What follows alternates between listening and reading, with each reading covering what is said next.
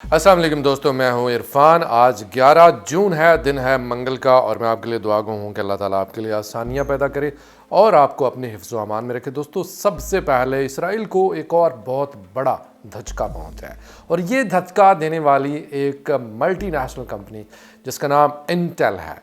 Intel ने Israel को एक और बहुत बड़ा धचका दिया है। $25 बिलियन इसराइल के उन्होंने इन्वेस्टमेंट रोक ली है। इंटेल एक जो जगह है जिसका नाम किरियात गेट है, किरियात GAT, वहाँ पर ये इन्वेस्टमेंट करने जा रही थी इसराइल के अंदर। और इसको जब पता चला कि ये जगह तो वो जगह है जहाँ पर जिस जगह को इसराइल ने चोरी किया हुआ है, गज़ा की ये बेसिकली जगह है जिसको इसराइल ने चोरी किया हुआ है, तो उसने फ़ौरन अपनी इन्वेस्टमेंट रोक ली। ये जगह किरियात गैट, ये जगह इस जो गज़ा है वहाँ से सिर्फ 23 किलोमीटर के फासले पर है। और जो ही इस कंपनी को पता चला तो उन्होंने $25 बिलियन की इन्वेस्टमेंट मुकम्मल तौर पर रोक ली। इसराइल को एक बहुत बड़ा झटका पहुंचा। वहीं पर साथ आपको बता दूं दोस्तों कि हाइफा के बाद भी हिजबुल्लाह की जो कार्रवाइयां हैं वो जारी हैं, और हिजबुल्लाह ने एक नया तामीर होने वाला जो हेडक्वार्टर है इसराइली 146 डिवीजन का ईस्ट निहारिया में, उसको, ये गोलान हाइट का इलाका है, उसको मुकम्मल तौर पर मलिया मेड कर दिया है। वहाँ से सिवाय उस वक्त जो राख और धुआं और इस तरह की चीज़ें हैं उसके मनाजर के अलावा वहाँ पर और कोई चीज़ आपको बची हुई नज़र नहीं आएगी।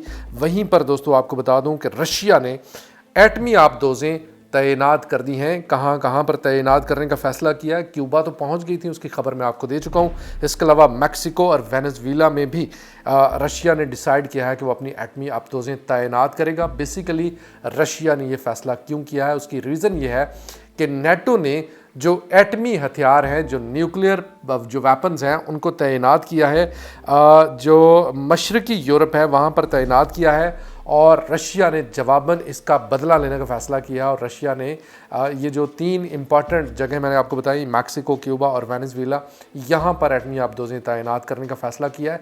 और वहीं पर आपको बता दूं कि अमेरिका ने रशियन आबदोज़ों को ढूंढने की कोशिश भी शुरू कर दिया है। ये आबदोज़, इसका नाम काज़ान है, और इसको अमेरिका P-8 पोजाइडन को इस्तेमाल करते हुए इसको ढूंढने की कोशिश कर रहा है। लेकिन रशिया भी कोई मतलब कोई दूध पीता बच्चा तो नहीं है कि जिसकी आबदोज़ें अमेरिका इतनी आसानी से तलाश कर लेगा, उनको डिटेक्ट कर लेगा या उनको नुकसान पहुंचाने की कोशिश करेगा। और वहीं पर फ़लस्तीनी रेड क्रिसेंट ने कुछ होलनाक इंकशाफात किए हैं और पूरी दुनिया से कुछ अपीलें की हैं। रेड क्रिसेंट, फ़लस्तीनी रेड क्रिसेंट, उसका कहना है, उन्होंने कहा कि नुसीरत जो मैसेकर है, नुसीरत में जो कत्लेआम हुआ है, उसको करने के लिए एक एम्बुलेंस का इस्तेमाल किया गया है जो कि एक वार क्राइम है।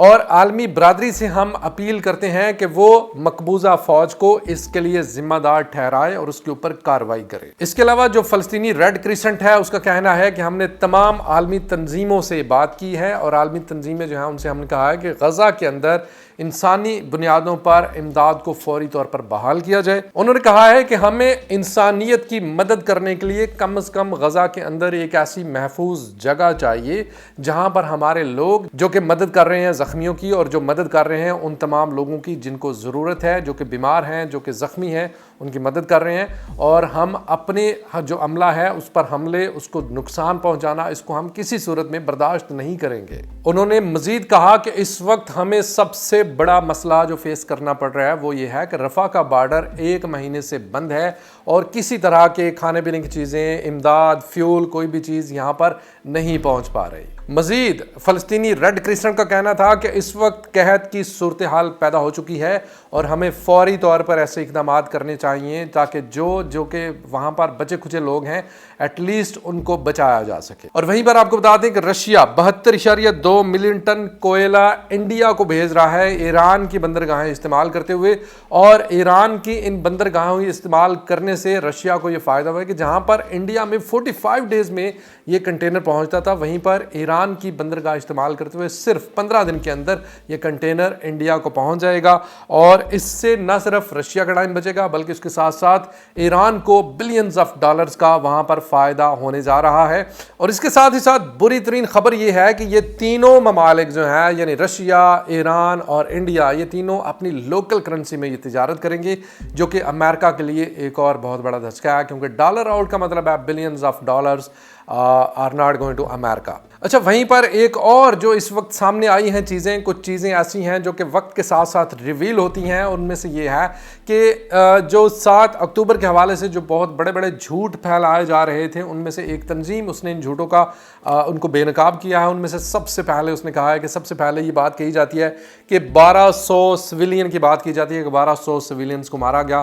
तो उसमें सबसे पहली बात यह है कि 1200 सिविलियंस में से अगर देखा जाए तो उसमें सबसे पहली चीज़ 1 by 1 चलते हैं, उसको थोड़ा सा देखते हैं। उसमें कहा गया कि 400 लोग तो बाकायदा से ट्रेंड और जिनको दहशतगर्द का नाम दिया गया कि ये ट्रेंड दहशतगर्द थे, आर्मी के नहीं, ये बाकायदा से ट्रेंड दहशतगर्द थे।